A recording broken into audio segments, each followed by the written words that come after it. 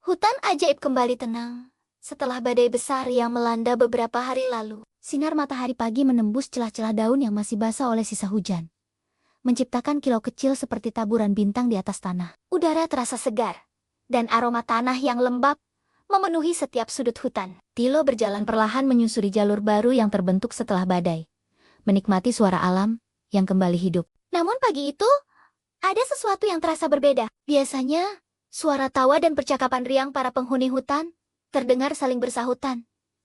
Kini, suasana terasa canggung dan sunyi. Beberapa hewan yang berpapasan hanya saling menoleh sekilas tanpa menyapa. Tilo menghentikan langkahnya ketika melihat dua sosok yang dikenalnya berdiri saling membelakangi di dekat pohon jambu besar.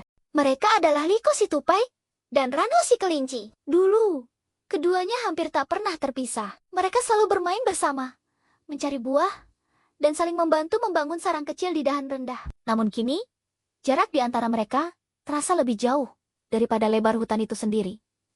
Tilo mendekat dengan hati-hati. "Selamat pagi," sapanya lembut. Liko menoleh cepat, sementara Rano hanya menggerakkan telinganya tanpa memutar badan. Tidak ada senyum yang biasanya menghiasi wajah mereka. "Ada apa?" tanya Tilo perlahan. Liko menggerutu pelan. "Tidak ada."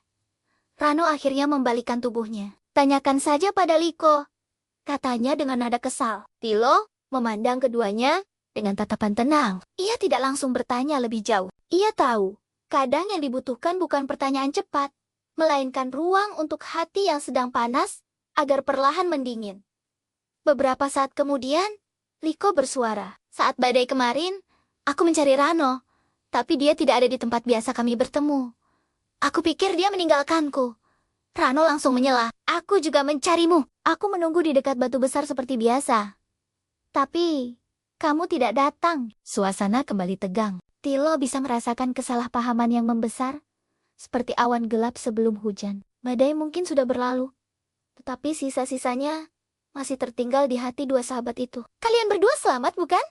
tanya Tilo pelan. Mereka mengangguk bersamaan. "Itu artinya, kalian berdua berusaha bertahan," lanjut Tilo. "Terkadang badai membuat kita terpisah, bukan karena kita ingin meninggalkan satu sama lain, tetapi karena kita sedang berusaha menyelamatkan diri." Liko dan Rano terdiam. Namun, luka kecil di hati mereka belum sepenuhnya sembuh. "Aku kecewa," kata Liko lirih. "Aku merasa sendirian." "Aku juga," jawab Rano pelan, kali ini tanpa nada marah. Tilo duduk di antara mereka. "Persahabatan itu seperti jembatan," katanya. "Jika satu papan kayunya retak, bukan berarti jembatan itu harus dibuang. Kita bisa memperbaikinya bersama." Angin pagi berembus lembut, seolah ikut mendengarkan. Namun sebelum Liko dan Rano sempat berkata apa-apa, terdengar suara gaduh dari arah sungai kecil. Seekor anak landak terjebak di antara akar pohon yang tumbang akibat badai. Ia berusaha melepaskan diri, tetapi semakin bergerak, semakin sulit ia keluar. Tanpa ragu, Tilo berdiri. "Kita harus membantu." Liko dan Rano saling berpandangan sekilas. Meski hati mereka masih dipenuhi perasaan campur aduk, keduanya tetap memiliki kebaikan yang sama. Mereka berlari mengikuti Tilo menuju sungai. Anak landak itu hampir menangis ketika melihat mereka datang. Akar-akar besar menjepit tubuh kecilnya, dan air sungai yang mengalir perlahan membuat tanah di sekitarnya licin. "Kita harus bekerja sama," ujar Tilo. Liko memanjat akar untuk mencari titik yang lebih longgar. Rano menggali tanah di sisi lain dengan kaki belakangnya yang kuat. Tilo menopang akar yang mulai terangkat perlahan. Awalnya mereka bergerak tanpa banyak bicara. Namun lama-kelamaan, Liko dan Rano mulai saling memberi instruksi. "Sedikit lagi di sana," seru Liko. "Aku tahan di sini," jawab Rano. Dengan usaha bersama, akar itu akhirnya terangkat cukup tinggi untuk membebaskan si landak kecil. Ia segera berlari menjauh dengan ucapan terima kasih yang tulus. Keheningan menyelimuti mereka sesaat setelah tugas itu selesai. Nafas mereka terengah, tetapi ada rasa hangat yang kembali tumbuh. "Kita masih kompak," gumam Rano pelan. Liko tersenyum tipis. "Ya, sepertinya begitu." Tilo memandang mereka dengan mata berbinar. "Kadang kita lupa bahwa persahabatan bukan tentang selalu berada di tempat yang sama, tetapi tentang selalu ingin saling menjaga." Rano menatap Liko. "Maaf, karena aku mengira kamu meninggalkanku."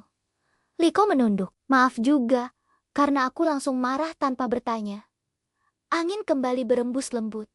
Kali ini membawa suasana yang jauh lebih ringan. Sinar matahari menari di permukaan sungai, menciptakan kilau kecil yang indah. Namun, ujian kecil belum selesai. Beberapa penghuni hutan lain ternyata juga mengalami kesalahpahaman akibat badai. Ada yang merasa ditinggalkan, ada yang merasa tidak dibantu. Tilo menyadari bahwa badai tidak hanya merobohkan pohon, tetapi juga mengguncang hubungan. Ia mengajak Liko dan Rano mengunjungi para sahabat lain. Di bawah pohon besar yang masih berdiri kokoh, mereka mengumpulkan beberapa hewan untuk berbicara bersama.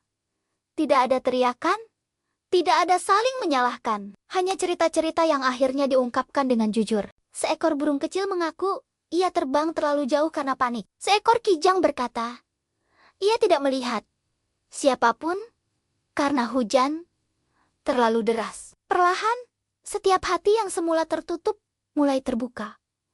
Tilo tidak banyak berbicara. Ia hanya mengingatkan bahwa badai adalah ujian bagi hutan dan juga bagi persahabatan. Jika akar pohon bisa kembali tumbuh lebih kuat setelah patah, maka hati pun bisa belajar untuk saling memahami. Sore itu, suasana hutan ajaib terasa jauh berbeda. Tawa kembali terdengar. Liko dan Rano berjalan berdampingan seperti dulu. Mereka bahkan merencanakan untuk membangun kembali tempat bermain yang rusak akibat badai. Sebelum matahari tenggelam, Liko menghampiri Tilo.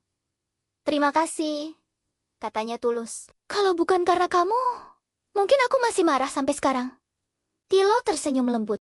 Aku hanya mengingatkan bahwa persahabatan lebih kuat dari kesalahpahaman. Langit berubah jingga, keemasan. Cahaya senja menyelimuti hutan ajaib dengan kehangatan yang menenangkan. Tilo melanjutkan langkahnya perlahan, merasa bersyukur telah menjadi bagian dari perbaikan kecil di hutan itu. Ia tahu, dalam setiap perjalanan akan selalu ada retakan. Namun, selama ada kemauan untuk mendengar dan memaafkan, retakan itu bisa menjadi tanda bahwa hubungan pernah diuji dan berhasil bertahan. Dengan hati yang ringan, Tilo si kura-kura berjalan menuju petualangan berikutnya. Membawa pelajaran bahwa menyatukan hati yang retak adalah salah satu keberanian terbesar dalam hidup. Dan di bawah langit senja yang indah, hutan ajaib kembali dipenuhi tawa, seolah mengucapkan terima kasih kepada kura-kura kecil yang mengajarkan arti persahabatan sejati.